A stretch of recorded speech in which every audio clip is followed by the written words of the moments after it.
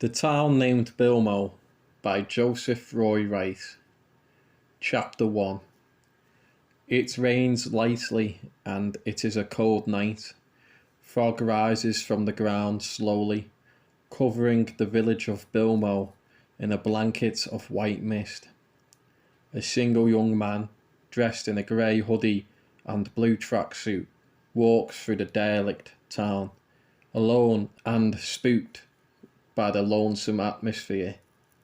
A full moon is high in the night sky, and its white shine casts dark shadows across the road and pavement he walks on. A sudden beam of yellow shines through the white fog, and the low roar of a motor running can be heard. As it approaches, the man runs onto the side of the road to allow the rusty red pickup truck to pass. He turns to watch as the truck disappears into the mist behind him like a ghost. He wanders further into this foggy old town and is awestruck by the Victorian-esque buildings and houses that stand tall on either side of the road. Eventually, he comes across a small pub with stained glass windows. He can see an orange glow emitting from within and can hear the faint sounds of a song playing and perhaps even the sounds of a few men talking. He looks up at the sign hanging off the building's wall and reads Wygate.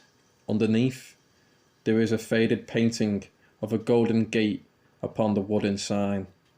Out of the cold and into a haven of warmth, the man enters the pub and is presented with a 1970s song about a ghost town that quietly echoes from the jukebox at the back of this pub, and the sight of a single bartender cleaning the round tables and an old man drinking a pint of what appears to be bitter. The old man is sat on his own in the corner of this rather large pub. He has a short grey beard and a lengthy haircut to match. He wears farming clothes, a newsboy cap, and a brown leather jacket with his jeans tucked into a pair of wellies. The bartender is quite slim and slick looking. He appears to be in his 30s and has black hair that is greying at the sides. He has a rough looking face and seems unfriendly, his uniform looking a little worn out. The old man, however, seems wise and gentle. He smiles slightly at the newcomer who has entered the bar. The bartender sighs a little and gets behind the bar. The young man approaches. "Beer a la Ireland?" the bartender asks. The young man stares blankly. "I'm sorry, what?" the young man asks. The bartender chuckles. "You're English," he muses. The young man chews his lip. "I said, what can I do?" the bartender repeats himself. The young man searches the bar with his eyes, looking for a drink to choose. Most of what he reads is in Welsh, but he eventually sees something he is familiar with and orders that English lager. "Right then." The bartender pours him the drink and hands it over, before turning around to clean the shelves behind him. "I'm new in town," the young man smiles, but the bartender ignores him, and he feels a little embarrassed. "Ah, never you mind him, eh?" the farmer says to the young Englishman. The young man pulls up his pint and walks over to the table where the old man is sitting. He sits down on a chair facing him. The old man sips his bitter and exhales deeply. "So, what is a young Englishman like you doing in a little old Welsh town like Bilmo, eh?" he asks. "Well, it is a bit of a long story. Simply put, I needed a change to get away from it all." "Ah, I see. Where you from then?" "Liverpool," the young man smiles. "Ah, you're a Scouser then?" The farmer laughs and chugs his pint. "Still though, why Bilmo? We're just a little old Welsh village. Nothing much going on round here, I can tell you that."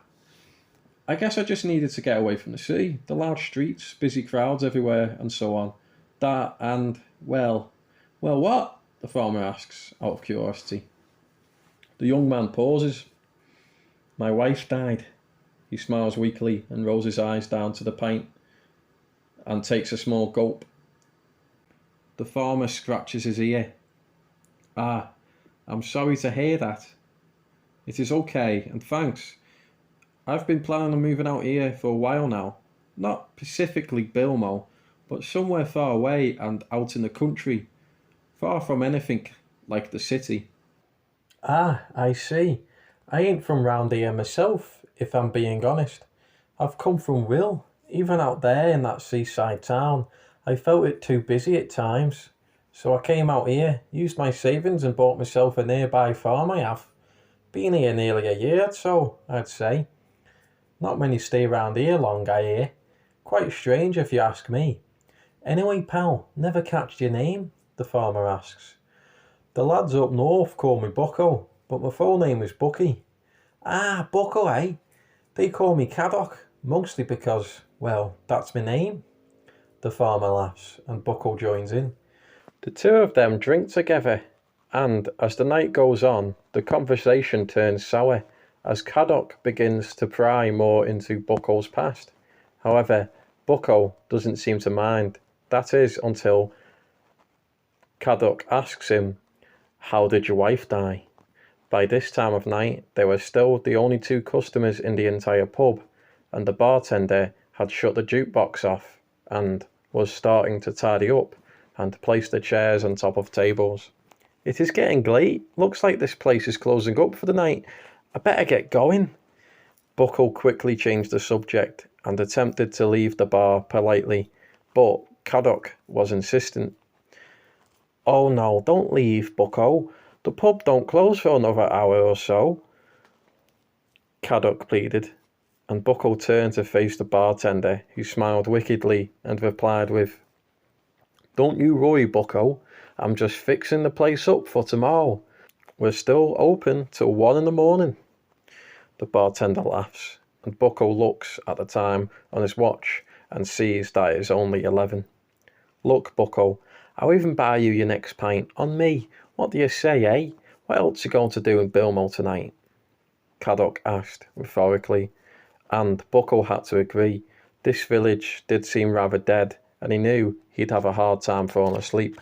He wasn't tired yet, and perhaps maybe he could go for a few more beers.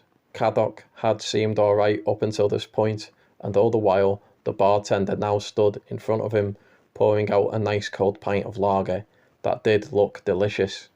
"Alright, I'll tell you what happened,"